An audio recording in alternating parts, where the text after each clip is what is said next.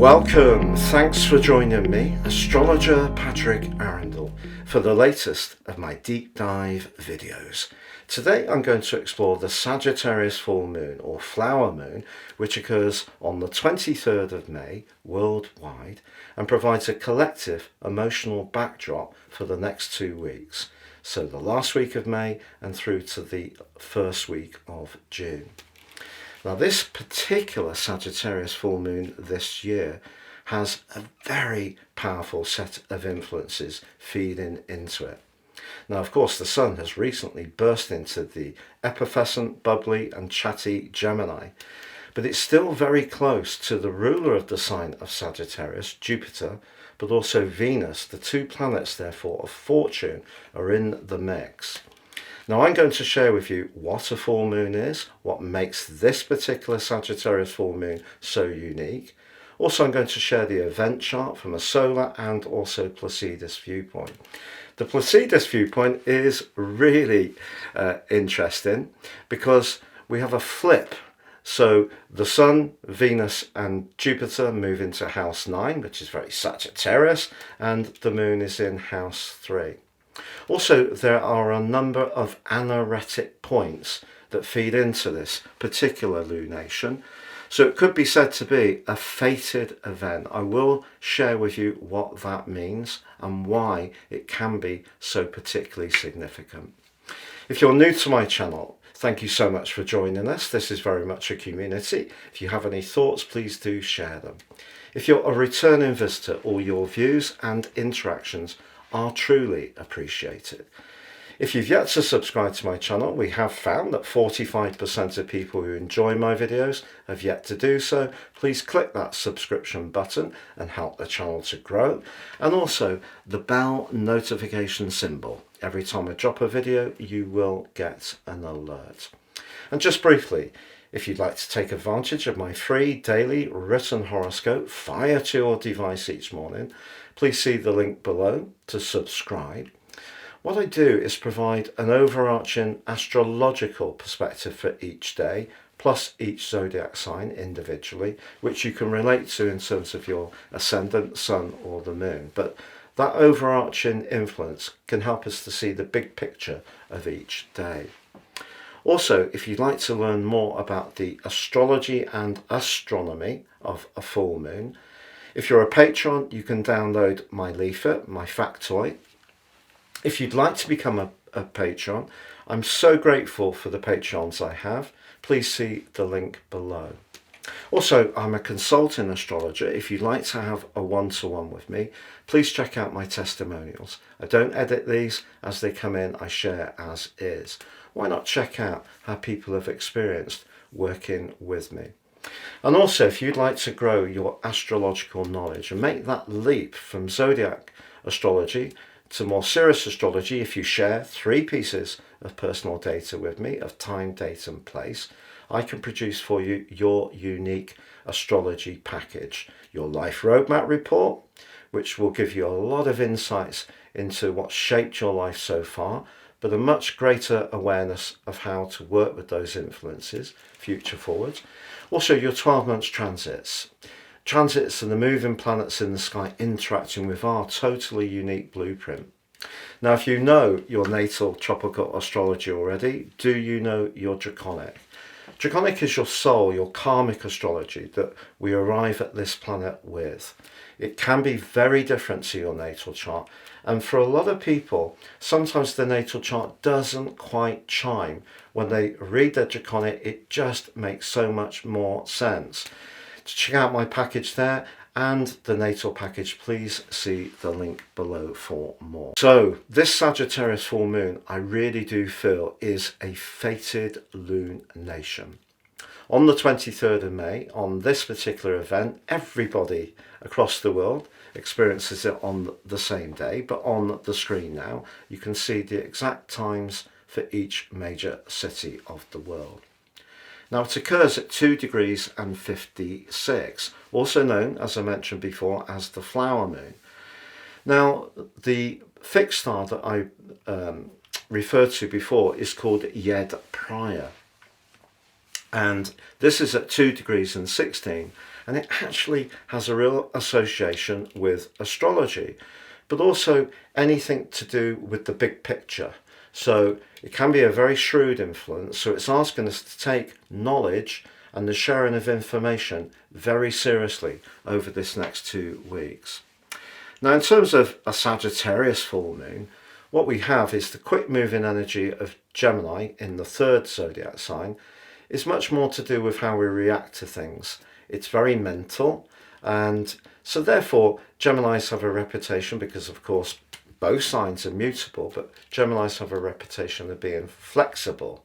And for sure, that's because they can computate information at such a fast rate, and also process lots of different bits of information almost simultaneously. So can be very masterful when it comes to fast, sharp observations and humour.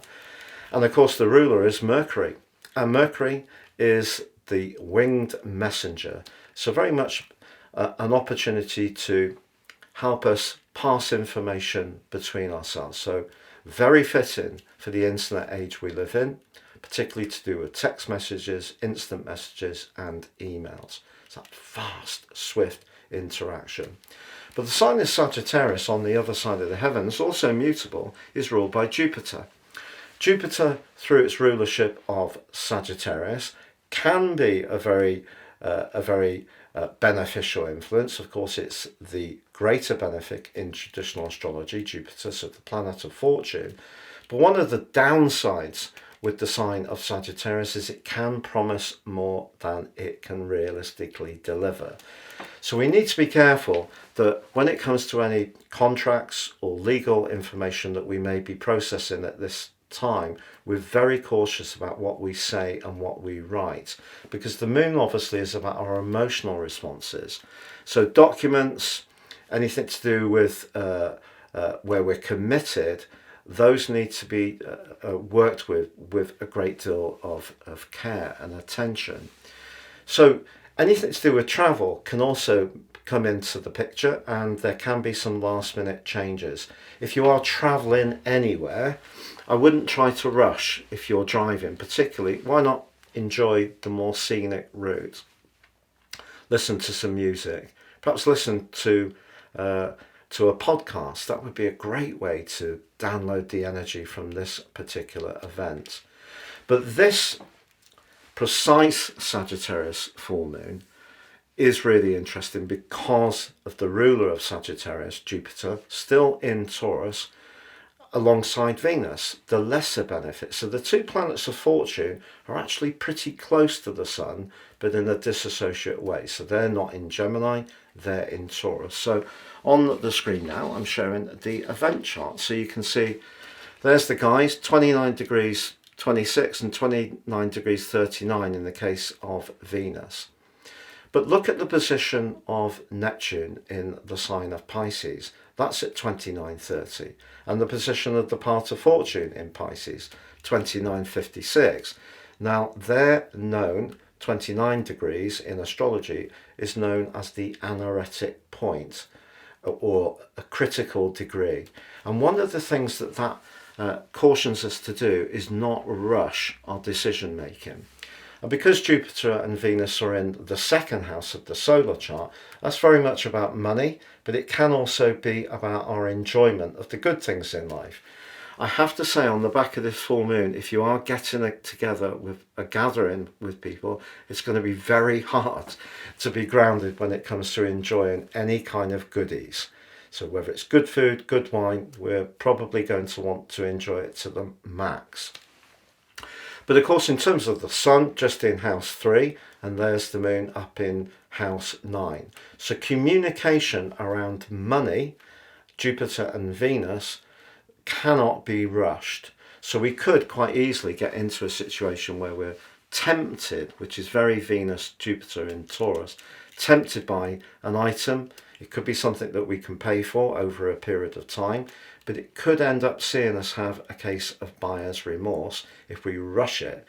But the thing with the part of fortune and Neptune, they're asking us to tune into our instincts.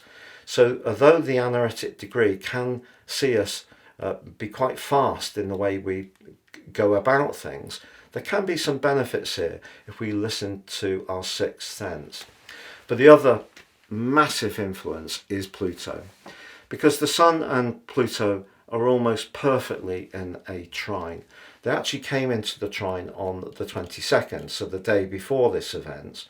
Now that did happen last year on the 21st of May, but what we're going to have on Thursday, the 24th, is that Venus is going to sweep into the sign of Gemini, followed by Jupiter on the 25th in terms of universal time.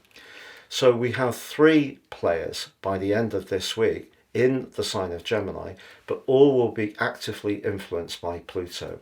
What's the significance? Well, I feel that the potential to perhaps be a little too generous or a little too careless with our resources is definitely in this event. But because of Pluto being in its retrograde in Aquarius, it's pushing us through to the first day of September when it rewinds back into Capricorn, and then again from the 20th of November for many years to come. Pluto's pushing us to think big, to think about what our motivations are in terms of our long-term planning, but also it's about how we're all connected. The sign of Aquarius is about friendship, but it's also about our future hopes. So because Pluto sextiles the moon and trines the sun, I feel communication, which is essentially what this event is about, is going through a very dynamic phase. As I've been saying for some while, there has been a tendency for the kind of post-truth era. It doesn't really matter what the facts are, it's all about influencing public opinion. It's all about hearts and minds rather than what's true. And I feel that that narrative is going to start to get challenged. So what Pluto can do, obviously it can be about leverage, power and control, but it also can reveal. And I feel there are going to be more and more revelations coming through, which will surprise people. People may have a particular desire for certain people to be successful or certain countries to be successful. But I feel that our collective will is going to start to find its voice more and more. But in our individual situation, it is important to choose our words carefully with this event. So on the screen now, I'm showing the event charts based on Greenwich, not because I'm in Britain, it's because it's the prime meridian. And I'm also basing the time not on British time, not on British summertime, but on universal time. And guess what? That gives us an ascendant at 29 degrees and 56 minutes in Virgo. So we've got another anaretic degree. So this event, therefore, I feel could be triggering in a mighty way, but a positive way, if we're all conscious that finances could show some growth now. We could get more of a bull market developing. We are seeing that equities are picking up, which is brilliant. And there has been some lenders in the UK dropping the rates for mortgages, which, to be honest, they've been coining it. They've been making a bigger margin than they've needed to do. So the fact that Jupiter and Venus are together, just as Jupiter is about to leave Taurus for the first time, its visit obviously for the first time in 12 years, it's about to move, and we've just had a Jupiter cazimi. And after all the battering that Uranus has given us through its journey through Taurus in terms of everyday cost, we can see some good news. And of course the 3rd and 9th houses is about the exchange of ideas and information. But as I mentioned before, we have a flip. So the moon moves into 3, which is very Gemini-like on the basis of this Placidus chart, and the Sun, Jupiter and Venus are in house 9. So when it comes to international affairs, I feel that this is going to be a really interesting couple of weeks.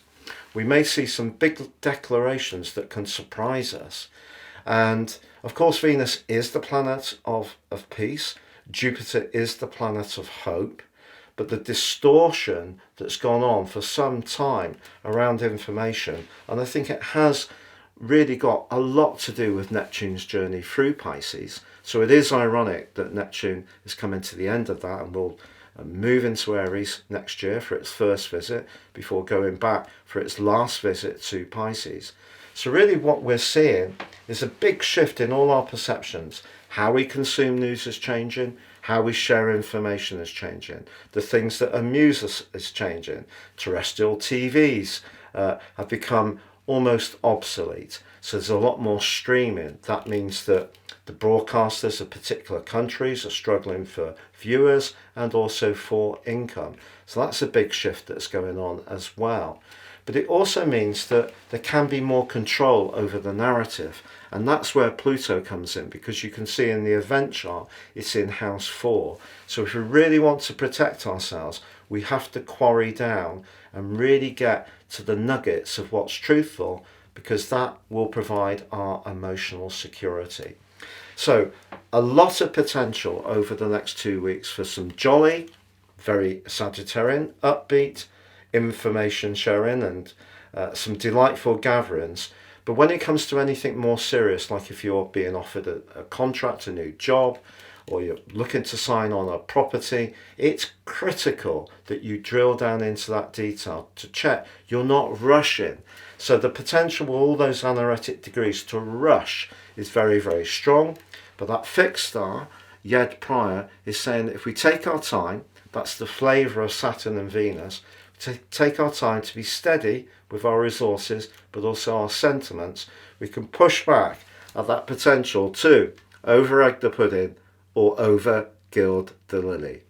Please stay with me as I go through each of the 12 zodiac signs, from Aries through to Pisces, which you can relate to in terms of your ascendant, sun or the moon, to give you a flavour of what to expect for the last week of May and through to the end of the first week of June.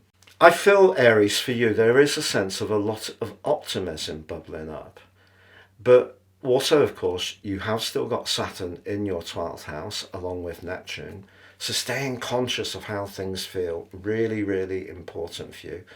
But the overlay of the ascendant from the Placidus chart is mainly in your 7th house. So relationship matters may be very much to the fore in your situation.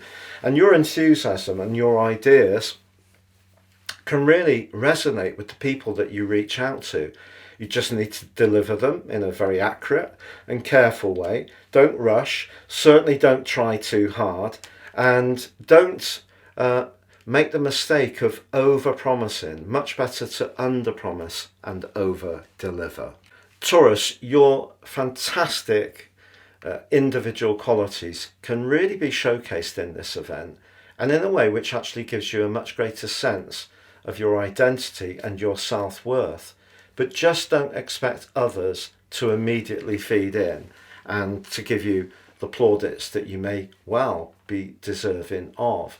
And part of the reason for that is Pluto is saying to you in your 10th house, look, you've really got to earn it. But that doesn't mean to say you won't. And your creativity and individuality could be very important in terms of the type of roles or jobs you go for over the next 2 weeks. Something really big can be shifting for you. You can raise your profile. People can become much more conscious of you. But it's very, very important for you to make sure that you go through the processes in a very detailed way. And also, of course, one of your great strengths, being a fixed sign, is you're a sticker. But this may be one of those periods with both the sun and the moon and the ascendant on the Placidus chart all being immutable signs. This may be one of those times when you have to flow a little bit. So if someone asks you if you can adapt some of the ideas you've got, don't react to that with resistance. Try to explore it and see where it takes you. So Gemini, each year when you have the Sagittarius full moon facing up to the sun in your sign, it's a question mark in a way, because the sun's encouraging you to really focus on what's important to you as an individual. And the moon's just saying that other people are watching what you're doing, but they may feel slightly out of the loop. So being inclusive will help to solve that. But because you're just on the edge of the exciting arrival of Venus and Jupiter in your sign, and they're going to link to Pluto for the first time in over 220 years, there's a sense with you that something fundamental is changing in a very big way. And it may be something that's been building up on the back burner for many, many moons, perhaps even years, that you've been working diligently towards. So this is your time to showcase what makes you individual. If someone is a bit frustrated, that you're a bit tied up and preoccupied, well, in life, we do have to be very single-minded at times to really achieve our goals. And this is one of those times for you. For you, Cancer, the full moon occurs in the part of your situation to do with your practical health, so life organisation, making sure that you're getting enough rest, making sure that your diet and nutrition are working well for you, because the sun has just moved into the part of your chart that's to do with a more psychological dimension. And if you are feeling a little bit lower in vitality, it might be that the recent sociable interactions you've had have taken up some of your time and energy, and because that has been very engaging and a lot of fun, it can be hard to click into a much more grounded approach to your time, energy, rest, nutrition and exercise. But that's really what this full moon is asking you to grapple with. But you may find yourself a little bit reluctant with Venus and also Jupiter linking so beautifully with the ascendant in Virgo, and also to the part of fortune and Neptune in your sister water sign of Pisces. So there is a sociable dimension at the moment, but something is calling you towards perhaps slowing things down a little bit and taking a little bit of a step back and having more rest and relaxation. Leo, when you're on form, your personality power is unbeatable, and you're entering a period when you are going to be turning up the dial in terms of your charisma, particularly when Venus and Jupiter move into Gemini. But I feel that the combination of Venus and Jupiter right on that last degree of Taurus suggests it's your contacts and connections and networking skills that are so important for your goals and ambitions in life in general. But there could be a little bit of a juggle. The moon in your sister fire sign, a Sagittarius, wants you to manifest the best of you as an individual in terms of how it feels. But the sun in the 11th house is seeing you perhaps more aware of how other people are viewing you and how you reach out to those people. So I feel basically the Sagittarian full moon is saying, don't pulverize your passion in order to make those connections. It's important you do stay absolutely in touch with what you want to do as an individual, but some very influential connections and alliances can be built across this full moon for sure. So Virgo, you're on the cusp of an incredible opportunity to raise your profile, to literally reach for the stars. But it may be, in order to achieve those goals, that you may have to compromise to a degree on the amount of time you spend on your home and emotional situation. If you're someone who's all in and very much wanting to make progress with your career, for example, or your worldly interactions, or if you have any voluntary interests or in your local community, you may be prepared to find that juggle. But if you're someone who's trying to look after a family and also work, this full moon could be a little challenging, particularly as Venus and Jupiter are in the part of your situation which is to do with your personal freedom. But if you are traveling over the next couple of weeks, and particularly in relation to your work, could turn out to be a very enriching and mind expanding experience for you. So Libra, with the sun in your 9th house and the moon in your 3rd house, you're very much in keeping with the Placidus chart, which of course provided an overlay for all but 1 degree in your sign. So the interesting thing is how you chat and interact with people, share information, is going to be very important. But you know, if you choose your words carefully, and of course you can be the consummate diplomat, if you get that right, if you're applying for a job, putting in a proposal, doing a presentation, it could lead to a quite sensational shift in your situation. But it is all about not trying to rush it. And because I feel that you have a fantastic perceptive antenna for how other people may receive you and how you interact with them, I feel that I'm almost telling you something that is well known to you. But because Venus, your ruler, is so close to Jupiter on this event, your desire to get the rewards financially for the undoubted talents you have is totally understandable. And there could be, particularly linked to some kind of legacy or inheritance or a pension, there could be some good news coming your way over the next 2 weeks, which can be absolutely thrilling. So Scorpio, the sun has moved into the part of your situation to do with deep transformations. But having Venus and Jupiter right on that last degree of the part of your situation to do with how you relate is very, very powerful, particularly with the part of Fortune and Neptune in your 5th house, which is where you can be creative, but also it's where you can be romantic. Is someone really capturing your interest in a big way? If so, this can get much deeper, much quicker, and perhaps it also can have a significant impact on where you live and how you live there. So if there is someone who's really mesmerizing you at the moment, it's very, very exciting. What about if your relationship situation isn't at the heart of what's important to you at the moment? Well, I feel that you can be very shrewd at business, and your negotiational skills can really come back to you at this particular time. But it may be that there's some kind of juggle, and in terms of your own personal finances, there could be a renewal, something comes up that is a bit of a bind and could hit your cash flow short term. But then having said that, keep those lines of communication open, because you can be really blessed by your connections to others at this time. So Sagittarius, very exciting for you because it's your annual full moon, when you're basically saying when you're not happy around relationships. So if there's a relationship that's not working for you at this time, it's encouraging you to find your voice. But also, because Venus and your ruler Jupiter are so close together in your 6th house, it's also asking you not to get too caught up in the details of something. It's important to see what you gain. You know, we can all look at our situations and see the glass as being half empty at times, and sometimes it seems to be totally empty.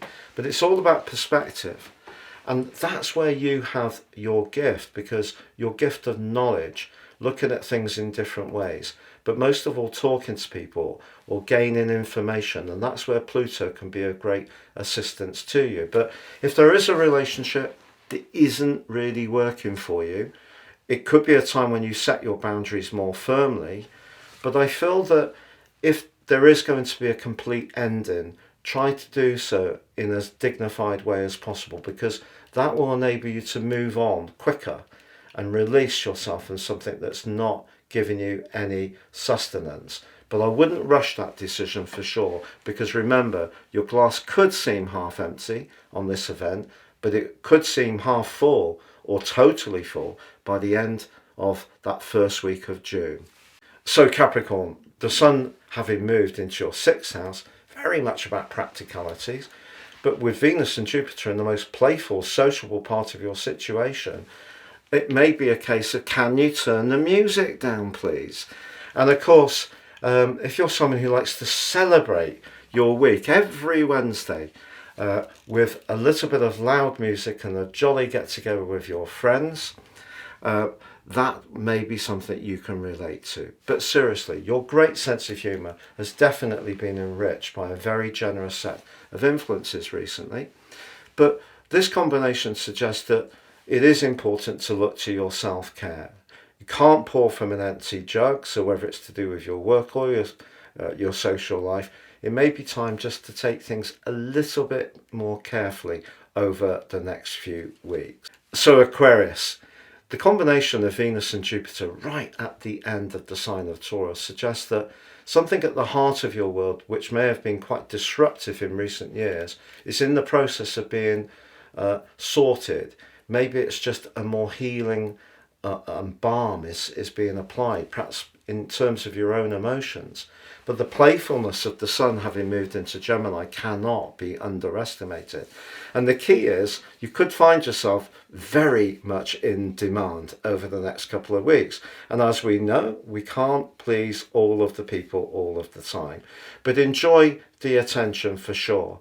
And I guess the energy of the sun being joined by Venus and Jupiter in your 5th house is really pushing you to demonstrate your dazzling array of abilities and not worry too much about what other people feel. But maybe the moon in the sign of Sagittarius suggests there could be some judgment or observation coming from certain friends. But I would say that this is a pretty beneficial full moon for you personally, especially with Pluto in your sign, providing a watchful oversight to assist you. So Pisces, Jupiter, your ruler, and Neptune, your ruler, aligned perfectly, with the part of fortune in the mix as well. We know from the event chart, your relationships are very much in the mix as well. Maybe chatty, maybe flirty, maybe there's a greater connection with someone in your community or who lives next door, or greater connection to a sibling. But the sun, having moved into your 4th house, is flagging up a new period for you, a period which is very much to do with getting more in touch with how you feel about things, which sounds ironic. You're a water sign, you're all about feeling. Well, maybe Saturn's had something to say about that over the last year or so, making things a little restricted, making you rather tongue-tied, making you lower in physical and emotional vitality. So the fact that we're going to have a big shift into your 4th house suggests you need a bit of a breather. But the moon suggests in your 10th house it may be hard to disguise how you feel. So however your situation is, over the next 2 weeks, the chances are it's going to be written on your face. So if you are someone who's a little more private and likes to keep your business close to your chest, just be conscious of that. But there could be a little bit of juggle between your desire to zone out and really hunker down and have some peaceful time over the next fortnight. And there's another energy suggesting that other people, particularly to do with your work, may have something to say about that and interfere almost with your need for peace and tranquility. It's been a real pleasure being with you. Thank you so much for joining me for this fascinating Sagittarius full moon. Have a great next couple of weeks, and remember, please do like, comment, share or subscribe.